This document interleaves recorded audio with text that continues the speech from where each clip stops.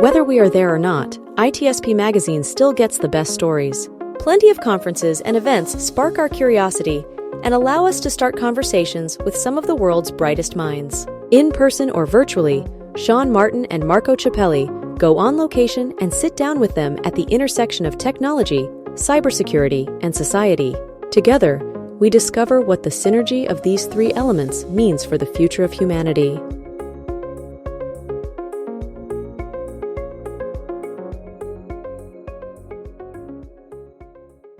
High Trust continues to champion programs that safeguard sensitive information and manage information risk for global organizations across industries and throughout the third-party supply chain, collaborating with public and private sector experts in privacy, information security, and risk management to identify emerging threats and help organizations ensure they take the most effective steps to avoid them. Learn more at hightrustalliance.net. Marco. Sean. We're on the road again. Yeah, you are. You're going. I heard the news. You're going to Toronto. So. Oh, Toronto. I'm going to get to the East Coast first and then make my way up to Toronto. You're not driving from LA? I'm not going to drive from LA. I might drive from Manhattan. We'll see. I don't know. It could be a fun fall color drive. We'll see. A lot more feasible. And could be beautiful, actually. I'm sure it's beautiful. The coast, like that. The camera will be on at the ready. I'll take you forever to get there. I think it's about 8 hours. No, but you'll stop every second. Oh, true. Yeah, it's 8 hours driving, 8 hours photography, probably. Yeah. All worth it. All worth it. It is all worth it. And the best part, fall colors are cool, but the best part is to meet amazing people in Toronto.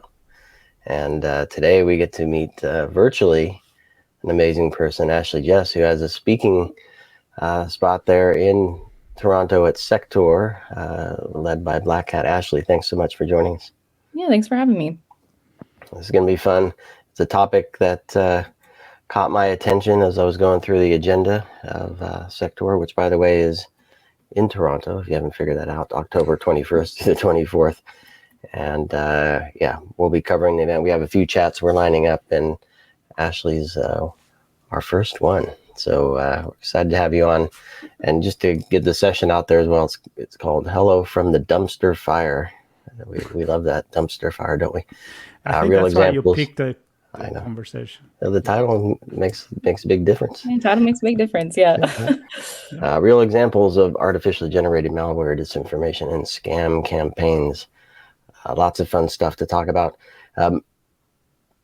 To start, though, maybe a few words about what you're up to, the research you do, how this all, I'm sure it's formed by all the fun stuff you get to see day in and day out. the customers you get to interact with, and the dark web you get to cruise and all that fun stuff. So. Yeah, so my organization, we monitor the dark web. We do cyber threat intelligence, and, me being a senior threat, intel analyst with Intel 471, we, it's a wide range of things that you can research. So I've got this unique little pocket that kind of landed in my particular desk that is Gen AI, but also disinformation, propaganda, elections. I had the Olympics while those were going on, which also, these particular areas have a lot of overlap. So I've done a lot of research into where those specific kind of topics intersect with each other. So namely, for this presentation, how AI is being used in these campaigns. And then, of course, there's also the financially motivated, threat actor side of it all with scam campaigns and malware lures. And are they using it for malware development? And what are we seeing on the front lines? And, spoiler alert, it's a hot mess, hence the title of the presentation. Well, I have to ask this question. I know, Mark, you want to jump in, but you mentioned the Olympics. And the one thing, and Marco and I play around with him more so than me, I think, with multilingual Gen AI, and I think just the language thing. And so I'm thinking about Paris, and obviously native language French. Scams would be in French, and so I'm wondering how things change. And I don't know if you have any nuggets from interesting things that you saw during the Olympics that were specifically AI oriented that caused concern or perhaps even some havoc.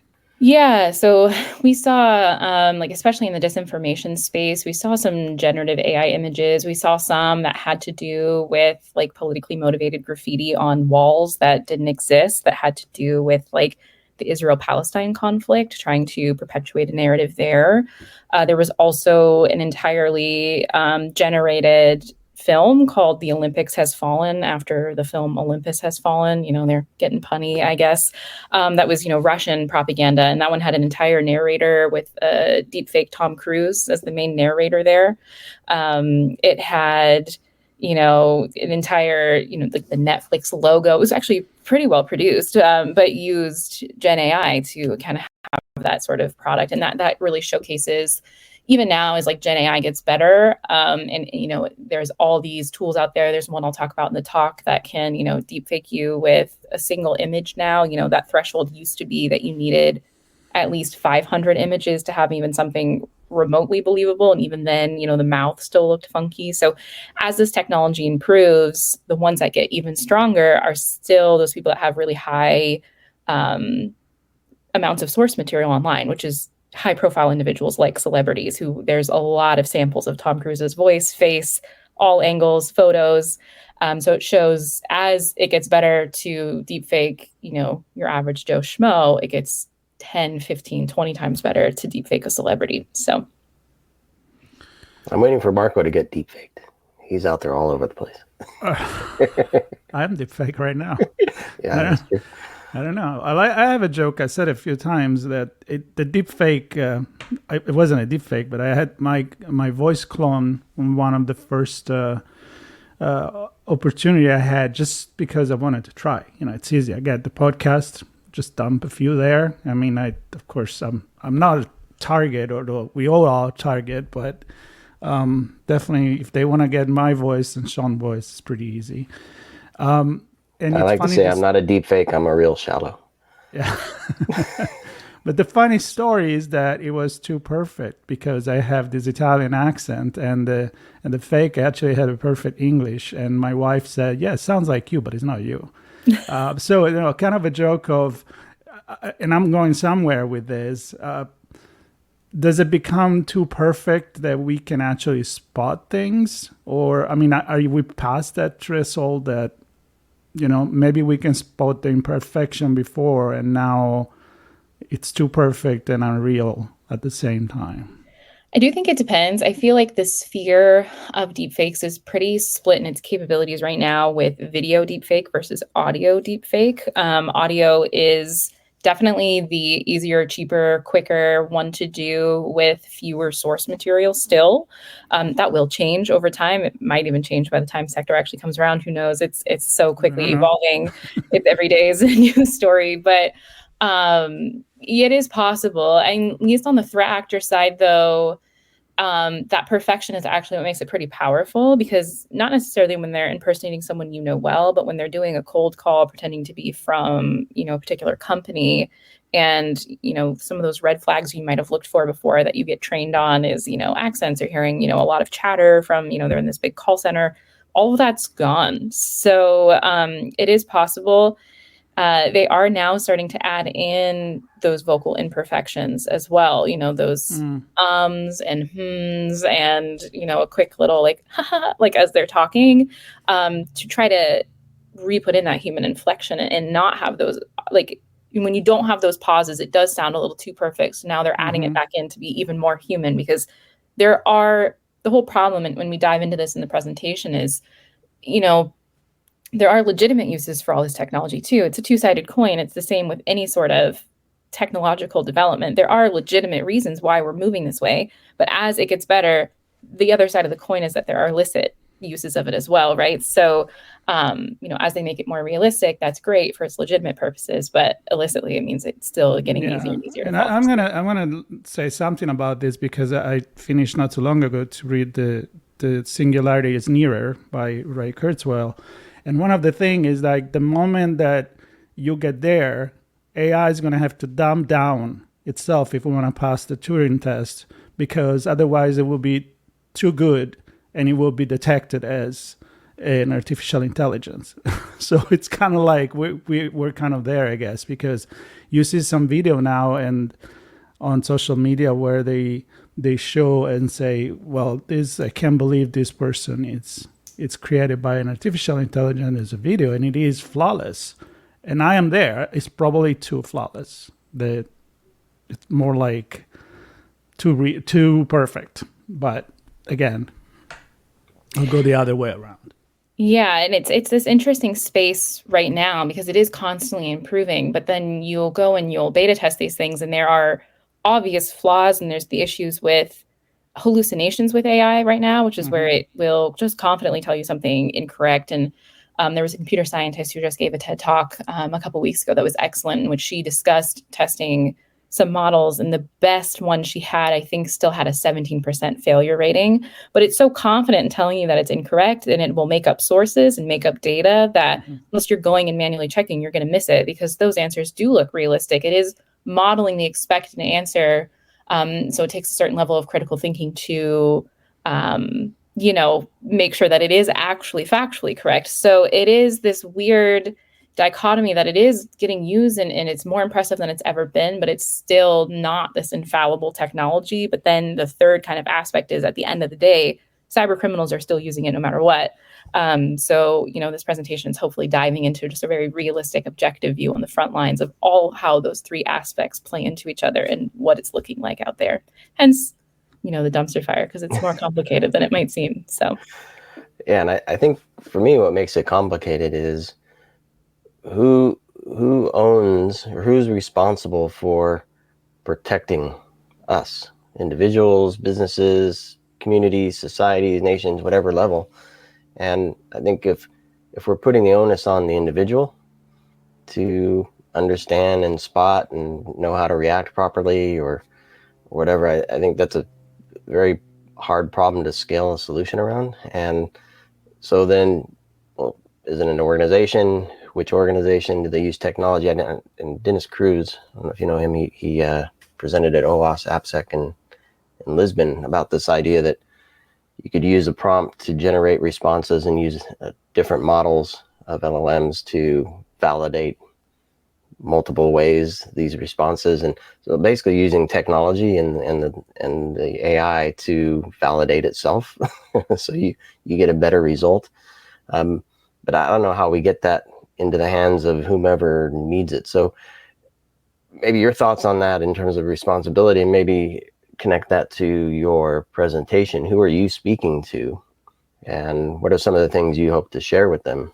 Yeah, so there's a lot of different aspects of responsibility. There's responsibility of, the output and making sure that it's accurate. There's responsibility of, some people are more advocating on the side of government regulation and, regulating this content getting shared online. Or is it, whoever shares the content, is it more their responsibility to have a system for content provenance in place and using things like Web3 to really track the original source of that data? Do we have the infrastructure to do that?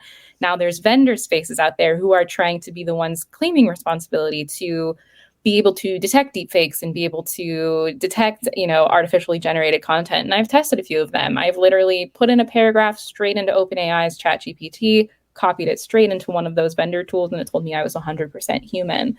If you're using that tool and it's telling you that, who does the responsibility lie with then as well? So there's a couple different things. And I really do think government regulation of this space is this first spot that's pretty severely lacking, especially when it comes to certain uses that criminals are using this tool for, namely like CSAM is a great example there. Artificially generated CSAM regulation is lacking there. So, this is a presentation in Canada, so I am trying to keep it, I'm discussing more the vendor space and content provenance space of it all with a brief, sort of touch on regulation, but there's so many people internationally, I can't possibly touch on all of their possible government regulations, and I want to keep it as appealing to a wide audience as possible. So, I'll be discussing a little bit more on, content provenance, detection and prevention at like an individual level, and then, where regulation should go.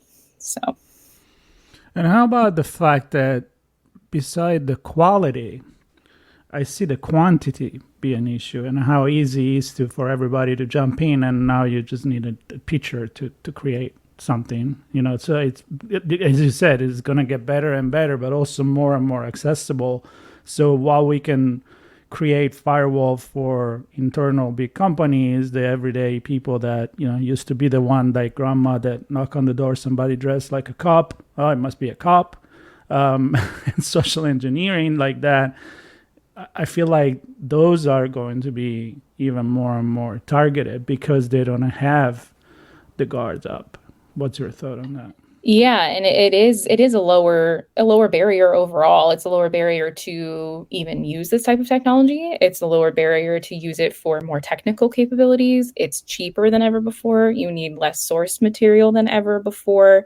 There's a wider use of it. And then there's also that it's more widespread in internal systems to begin with. And now there's actors exploiting developers who have legitimately used AI to code, bits of their back end. They're now finding vulnerabilities in AI generated code to then target, and then also specific targeting of AI systems. So yeah, it's generally just overall a lower barrier. As I mentioned, even with social engineering, you need such little material. Where's the scam where people call their grandmother and pretend like they were kidnapped? Like, it's very easy now to deepfake your grandkid's voice to make it even more believable. It's very easy to, make a single image, even over a video, to make a false profile that's then used for, I don't know, like pig butchering, on some social media accounts. So same Can with you describe that for folks? Pig butchering? Oh, for pig butchering? Yeah, pig butchering is a crypto investment scheme. Usually they'll reach out to you on social media or WhatsApp or via text message. And they might even not use your real name. They might not say, hey, Sean. They might just say like, hey, John, I've got what you need. And then you reply and say like, this isn't John, this is Sean. And then they start speaking with you. Sometimes it's romantic in nature. Sometimes it's not. But typically they do pose as like a woman if they're speaking to a male. And then they'll eventually pivot to cryptocurrency discussions and get you to invest in cryptocurrency. They might even start you on a legitimate website and then will pivot you to an illegitimate website where they're showing you a very large, unrealistic return on your investment. The term comes from the Chinese term, 杀猪盘. It means like pig killing, but it's because they are fattening up their victim before they slaughter them by taking their money. It's really a terrible system romantic. that has a lot of links into human trafficking and exploitative labor on the other end. These scammers are often held in really atrocious camps in places like Malaysia and Cambodia. So very complicated scheme, but it's easy for them to make appealing false profiles where they're not even necessarily using an image of somebody who exists anymore. So, yeah, really interesting. Sean, I wanna go back on the talk because reading on the website and the presentation of your talk, the end, the final sentence is that for you the content provenance and the method for detecting artificially generated content is kind of keys. Now I don't want to. And I'm looking at this thinking, are we trying to tell the people that are using the content to do their homework, or is something that you are thinking the big social media, the Gmail, the Apple, the people that are at the top of the provider of everyday's people, email and social media, to be the one that to create filters for? Yeah, the latter in this case is really the ideal sort of situation. It gives users a way to confirm, that the provenance of that published content is really there, using information that can't be removed from that content. So Adobe has done some research in this area. They've done the Content Authenticity Initiative, and then there's also the Coalition for Content Provenance and Authenticity, or C2PA. They have a standard that marks content with provenance information and uses cryptogenic algorithms to insert hashes at like set intervals during a video that would change if that video is altered. And then, obviously that needs to be integrated in a way where it's streamlined in the user experience, where they don't have to go out of their way to, check it. But it should just be a very easy way to verify that, the video that was sent to you was sent by this person and wasn't altered anywhere in between. Or if someone downloads it and reposts it on some X account with a very similar name that's not verified, or use the paid blue, check system now, that you'll be able to tell the difference on the user end. But there's a long way to go. In that, there's a lot of different research going on. MIT's got some research in this space. There's a lot of space in Web3 and using the blockchain to do that sort of thing. So lots of interesting research happening in the content provenance space, but it is something that is going to become or need to become front of mind for a lot of people consuming media.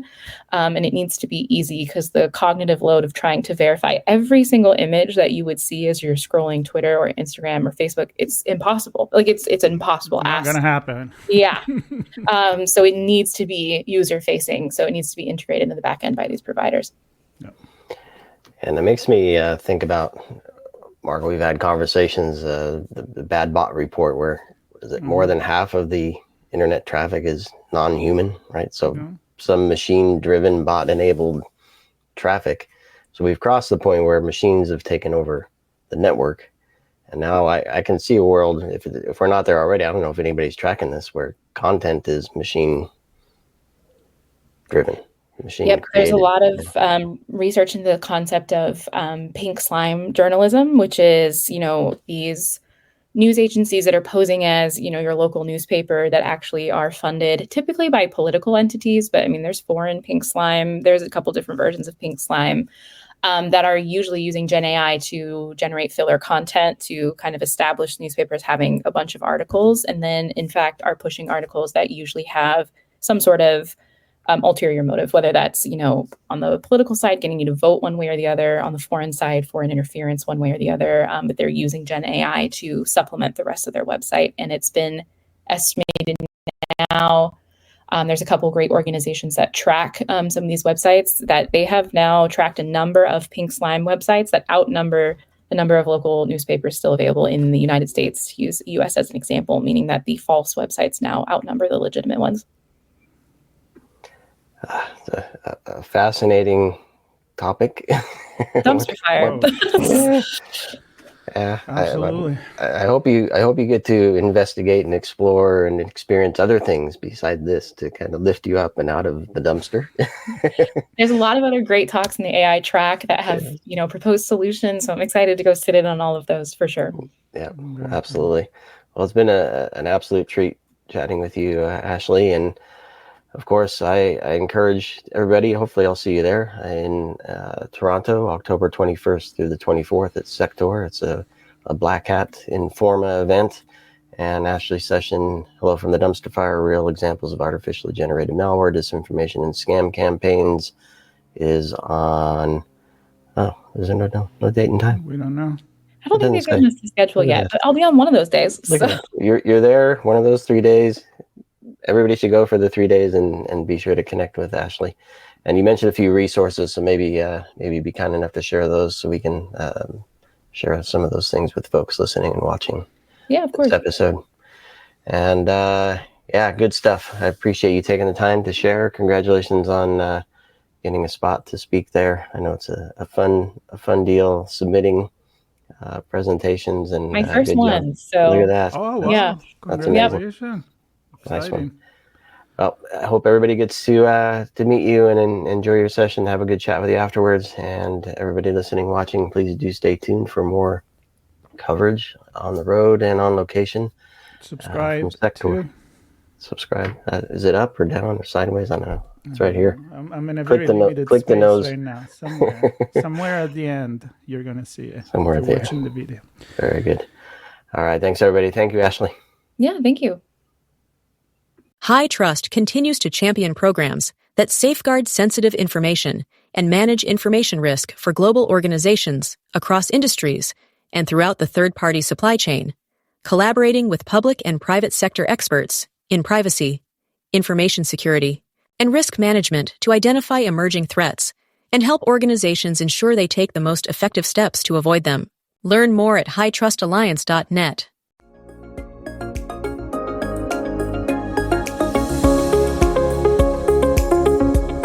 We hope you enjoyed this episode of Sean and Marco's On Location event coverage conversations. Please take a moment to give the show a good rating and leave a comment. Remember to share this podcast with your friends, family, and colleagues. Come back for more conversations and follow Sean Martin and Marco Ciappelli as they continue their journey toward redefining cybersecurity and society.